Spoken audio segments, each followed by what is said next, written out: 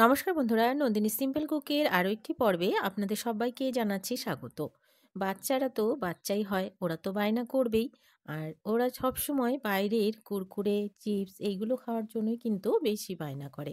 তবে কি আমাদের সেগুলোই কিনে দিতে হবে? আমরা যদি বাড়িতে খুব সহজে অল্প কিছু জিনিস দিয়েই এইভাবে খাস্তা কুরকুরে, টেস্টি কুরকুরে তৈরি করে দিতে পারি, তাহলে কিন্তু মন্দ হয় না। চলুন ভিডিওটা দেখে নিই। পুরো ভিডিওটা দেখার অনুরোধ রইল বন্ধুরা। আজকের এই খাস্তা কুরকুরেটি তৈরি করার জন্য প্রথমে আমি এদিকে একটি মিক্সির জারে দিয়ে দিচ্ছি ১ কাপ বাদাম। এই বাদামটাকে আমি একটু হালকা ভেজে নিয়েছিলাম, খুব বেশি ভাজার প্রয়োজন নেই, হালকা ভাজলেই হবে। এবারে দিয়ে দিচ্ছি ১ কাপ সুজি, ওই ৪ কাপ মেপেই আমি এখানে সুজিটা ব্যবহার করছি। এবারে ওই ৪ কাপ মেপে আমি এখানে দিয়ে দিচ্ছি ২ কাপ মতন চিড়া। আপনারা চাইলে এখানে যদি চালের গুঁড়ো থাকে আপনাদের কাছে, তা চালের গুঁড়োটাও ব্যবহার করতে পারেন চিড়ের জায়গাতে। চিড়ের জায়গাতে চালের গুঁড়োটা দিলেও কিন্তু ভীষণ খাস্তা হবে। এবারে দিয়ে দিচ্ছি ১ কাপ জল। এখানে জলটা অবশ্যই পরিমাণ মতো দিতে হবে। কেননা এই ব্যাটারটা কিন্তু একদমই পাতলা হবে না, সেদিকে একটু খেয়াল রাখতে হবে। এবারে আমি মিক্সিটা ঘুরিয়ে ব্যাটারটাকে রেডি করে নিলাম।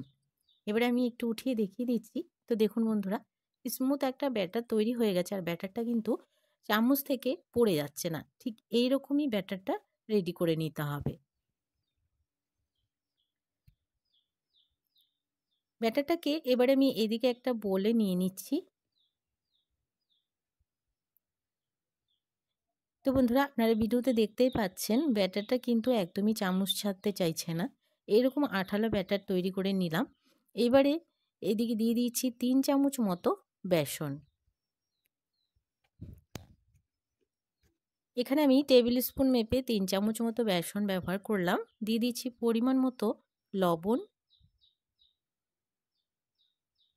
দিয়ে দিচ্ছি ১ চামচ কাশ্মীরি লাল লঙ্কার গুঁড়ো।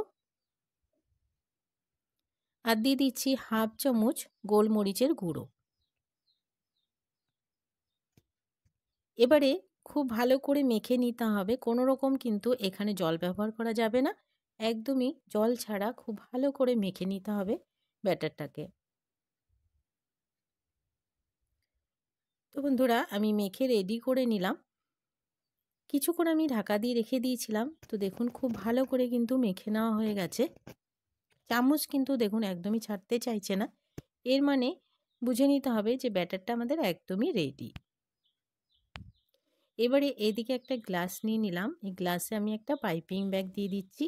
আপনাদের কাছে যদি পাইপিং ব্যাগ না থাকে, আপনারা এখানে বোতল ব্যবহার করেও কিন্তু করতে পারেন।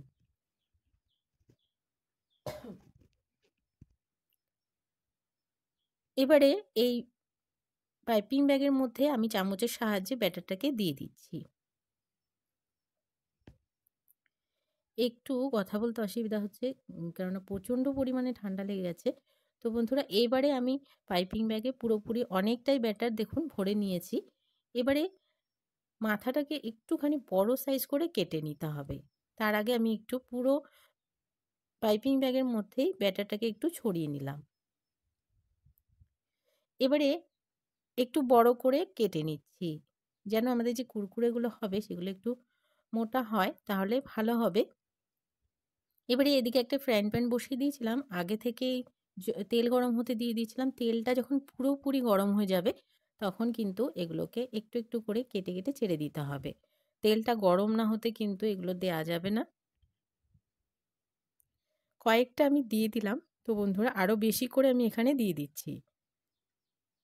এগুলোকে একদমই হাই ফ্লেমে ভাজতে হবে। আর এগুলো কিন্তু খুব তাড়াতাড়ি ভেজে নেওয়া হয়ে যায়, খুব বেশি সময় লাগে না।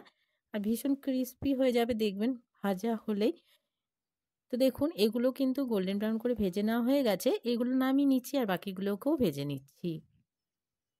তো বন্ধুরা, সবগুলোকে আমি ভেজে নিলাম। এবারে আমি এখানে দিয়ে দিলাম হাফ চামচ বিট লবণ, আর দিয়ে দিলাম হাফ চামচ লাল লঙ্কার গুঁড়ো, দিয়ে খুব ভালো করে মিশিয়ে নিলাম। দেখলেন তো কত সহজেই কিন্তু বাড়িতেই একদমই খুব সুন্দর একটি কুরকুরে রেসিপি তৈরি হয়ে গেল। রেসিপিটি বাচ্চাদেরকে করে একবার খাইয়ে দেখুন। আশা করছি ওরা আবারও বানাতে অনুরোধ করবে, আর মার্কেটেরটা একদমই ভুলে যাবে। আজকের রেসিপি ভালো লাগলে বন্ধুরা একটা লাইক করার অনুরোধ রইল। অনেক অনেক শেয়ার করে দেওয়ার অনুরোধ রইল। আর পাশে থেকে আমার চ্যানেলটিকে সাবস্ক্রাইব করে বেল আইকনটাকে প্রেস করতে ভুলবেন না, এ ধরনের রান্নার নোটিফিকেশানগুলো সবার আগে আপনাদের কাছে পৌঁছে যাওয়ার জন্য। আজকের মতন এখানে শেষ করছি। সবাই ভালো থাকবেন, সুস্থ থাকবেন। আজকের মতো তাহলে টাটা।